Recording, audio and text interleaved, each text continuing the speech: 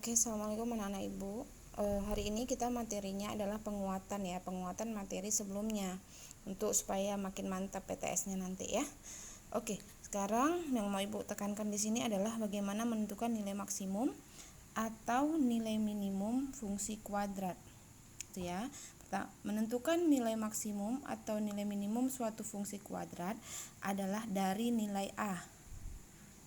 Nilai A itu diperoleh dari mana, Bu? Dari koefisien X kuadrat.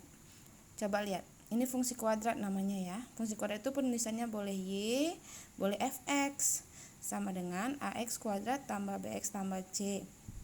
Nilai A ada dua kemungkinan. Kalau dia negatif, berarti nilai maksimum.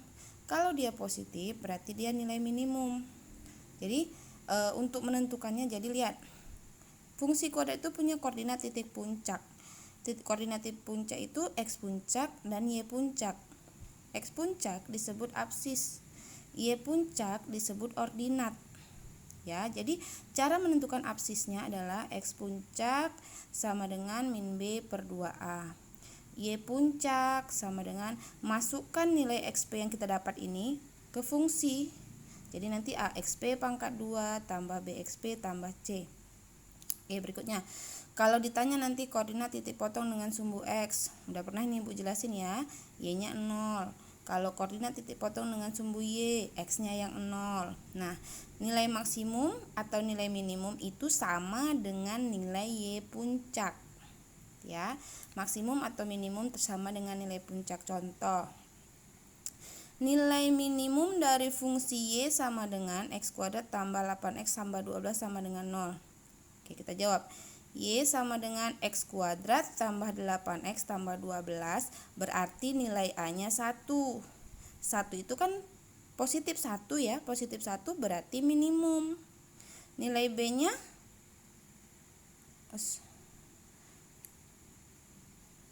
ya, kalau dia positif tadi minimum ya. Nilai B-nya 8, C-nya 12, B dapat dari sini, C-nya dari sini. Oke, kita hitung. Y minimum, cari dulu nilai X minimumnya, rumusnya min B per 2A. Masukkan minus, B-nya tadi berapa? 8. A-nya berapa? 1, berarti minus 8 per 2, hasilnya minus 4. Nah, Y minimumnya, nilai minimumnya adalah masukkan minus 4 yang kita dapat ini ke rumus ini, ke soal ini, ke fungsi kuadrat semula. Berarti didapat minus 4 pangkat 2, X-nya diganti minus 4 ya. Minus 4 pangkat 2 tambah 8 kali minus 4. X ini ganti minus 4 tambah 12. Nanti hasilnya nih, minus 4 pangkat 2 jadi positif 16. 8 kali minus 4 minus 32 tambah 12. Berarti dapat dia minus 4. Jadi koordinat titik puncaknya X puncak, Y puncak. Ini dia. Titik potong dengan sumbu Y-nya, X-nya 0. Masukkan 0 ke fungsi. X-nya ganti 0, berarti dapat 0 pangkat 2 tambah 8 kali 0 tambah 12. Dapatlah dia Y-nya 12. Jadi koordinat titik potong dengan sumbu Y-nya adalah 0, 12. Sekarang koordinat titik potong dengan sumbu X berarti Y-nya 0. Ini seperti persamaan kuadrat. Kita memfaktorkan. Cari dua bilangan, kalau dikalikan 12, kalau dijumlahkan 8. Berarti bilangan itu 6 dan 2. 6 kali 2 kan 12. 6 tambah 2, 8, pas ya.